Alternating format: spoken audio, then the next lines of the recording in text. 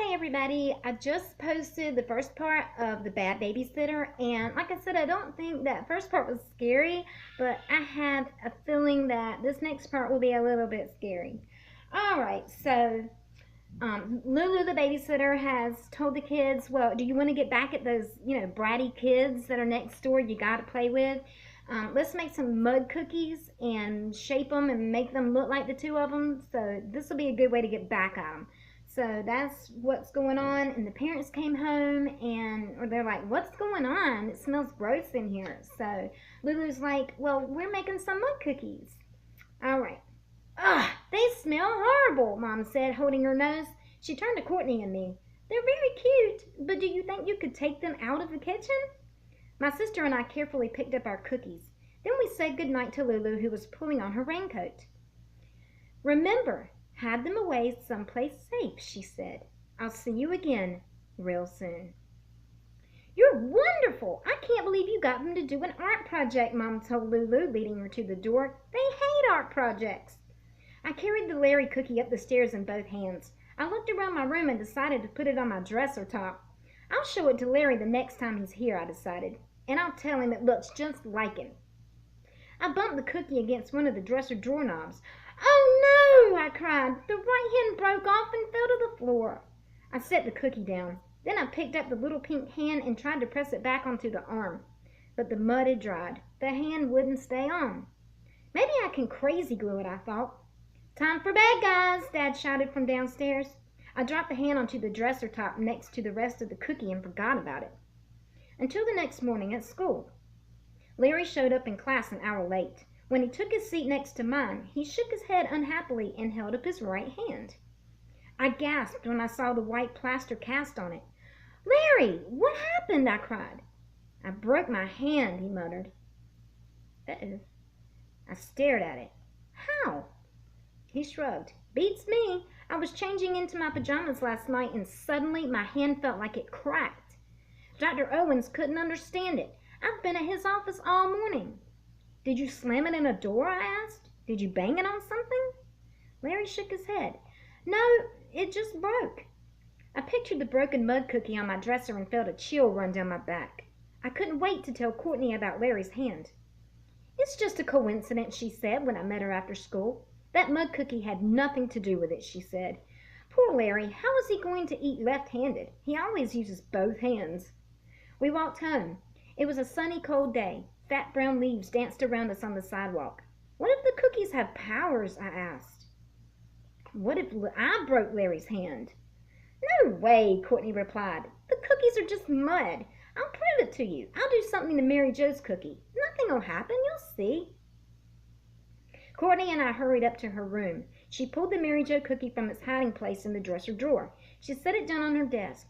Now let's see. What should we do to it? She asked. She didn't wait for me to answer. She picked up a pair of scissors and snip, snip, cut off all the yellow hair. I gazed at the cookie with its ragged, bald head. Then I shoved the phone into my sister's hand. Go ahead, call her. Yes, call her, I insisted. See if anything happens. Courtney punched in Mary Jo's number. Hi, Mrs. Rollins. It's Courtney. Is Mary Jo there? She asked. Courtney's mouth dropped open. She suddenly turned pale. Oh, I see, she said. Well, no problem. It wasn't important. Hope Mary Jo's okay. And she clicked off the phone. What? What? I asked. Courtney slumped onto the edge of the bed. Her voice came out in a whisper. I could hear Mary Jo screaming. Her mom said she couldn't come to the phone and she was having some kind of trouble with her hair. I gulped.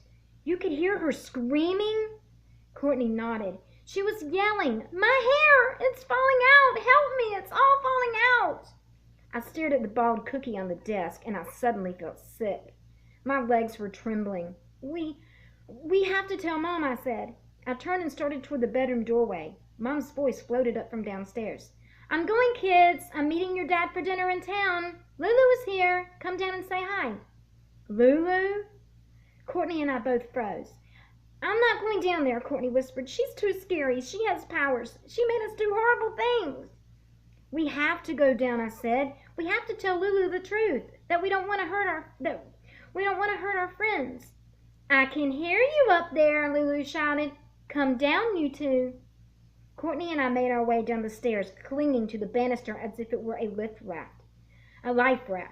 Lulu stood in the living room, her arms crossed, waiting for us. She was dressed in black again, a black sweater pulled down over a short black skirt. A long purple scarf that matched her lipstick was curled around her neck. There you are, she exclaimed, smiling. We know the truth about the mud cookies, I blurted out in a trembling voice. We don't think it's right to hurt people. A smile spread over Lulu's face. It's not right, but it sure is fun, isn't it? No, Courtney said. It's not fun. We're telling my parents about it as soon as they get home. No, you're not, Lulu replied softly. Her smile faded slowly. You're not telling anyone. Let me show you why. She lifted the lid of a square box off right beside her on the coffee table. She pulled out 2 mud cookies and held them up, one in each hand. Her eyes lit up. See, I made Matthew and Courtney mud cookies. Oh no, I gasped. The Matthew cookie had black hair and a skinny body just like me. The Courtney cookie was thin and wiry like Courtney. No more talking about telling on me. Now let's get busy, Lulu said to us, holding the cookies in front of her. We need mud, guys. We're going to bake some more special cookies today. No way, I cried. You can't force us. Lulu plucked a white feather from a couch pillow. A grin spread over her face as she slowly raised the quill of the feather to the Matthew cookie and plunged it into the center. Ow! I screamed and doubled over with a sharp pain in my stomach. Lulu, stop! I gasped. She twirled the feather in the cookie. Pain shot through my whole body. I crumpled to the floor. Please, I whispered, please, take it out. She pulled the feather out of the cookie, and little by little the pain faded. Lulu picked up my sister's cookie. Do I have to teach you a lesson too? She said to Courtney. No, I get it, Courtney said, her voice trembling. Then let's get to work, Lulu said, and do exactly as I say, unless you'd like to see what happens when I dip your mud cookies in boiling water. Courtney and I had no choice. I climbed shakily to my feet. My stomach still ached, and I couldn't catch my breath. To my surprise, Courtney did a cartwheel. She flipped over to the couch, forcing Lulu to jump back. Then Courtney climbed to her feet and brushed herself off. No tricks, Lulu warned. She had the 2 cookies gripped tightly in her hands. I like torturing kids. Lulu's mouth broke into a crooked smile. But I love to torture adults even more. Get moving. Today we will make mud cookies of your parents. Courtney and I trudged out to the backyard to dig up mud. We squatted by the vegetable garden and started to shovel. What was that cartwheel about? I whispered. Did you go totally nuts for a moment? Courtney glanced back at the kitchen window. Then she dug her hand into her shirt pocket. Check this out, she whispered. She held up a long black hair. I spotted it on the rug. I picked it up when I did my cartwheel. I began to see my sister's plan. You're going to use it in a mud cookie? Courtney nodded. Instead of Mom, I'm going to do Lulu.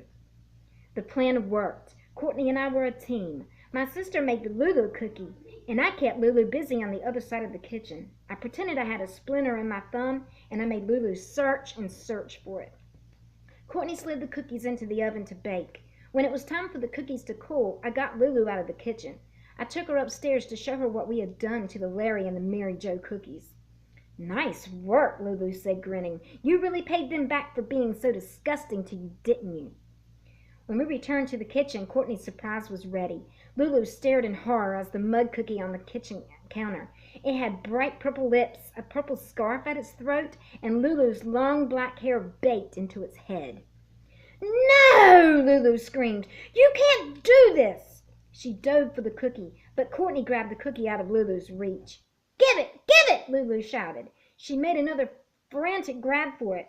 Courtney tossed the cookie to me, and startled, I caught it in one hand, and its head fell off. Lulu screamed again. She grabbed for the cookie with both hands, but too late. Her head rolled off her neck and bounced onto the kitchen floor.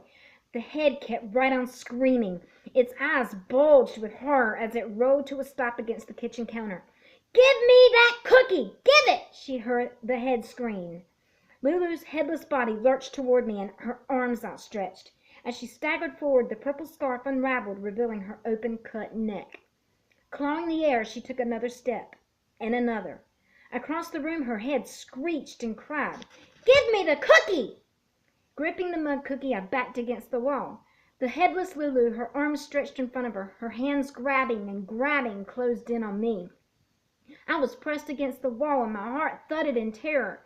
I tried to duck away from her, and the cookie dropped out of my hand.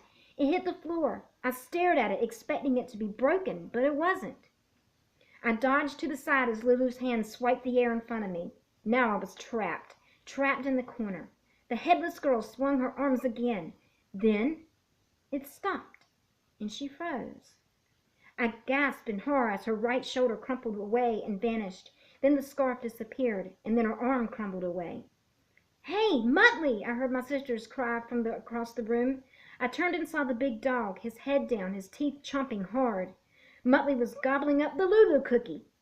A few seconds later, Lulu was gone. Her head, too. Shouting, screaming for joy, Courtney and I threw our arms around Muttley and gave him 100 hugs. "You're a hero, boy, a real hero," I cried. "Thank goodness he eats everything," Courtney exclaimed. "We should give him a big steak dinner tonight," I said. "He's a hero, And I hugged him some more. Courtney climbed to her feet. "Let's get the kitchen cleaned up before Mom and Dad get home," she said. "No, leave it," I replied. "Don't touch anything. We need to show it all to them. We have a lot of explaining to do." "Okay," agreed Courtney. Her eyes searched the kitchen. "Where are the 2 cookies Lulu brought?" "The cookies of you and me. Where did Lulu put them?" "She brought them in here," I said, "and then I think she put them—" "Oh, no!" Courtney and I began screaming together. "Muttley, no! Drop them, Muttley, please, drop them!" The end. Okay, that was a cool story, and I have some more in here. I might read them tomorrow, but that one started out kind of slow, but it got good. I thought it was good. But anyway, I'll see y'all later.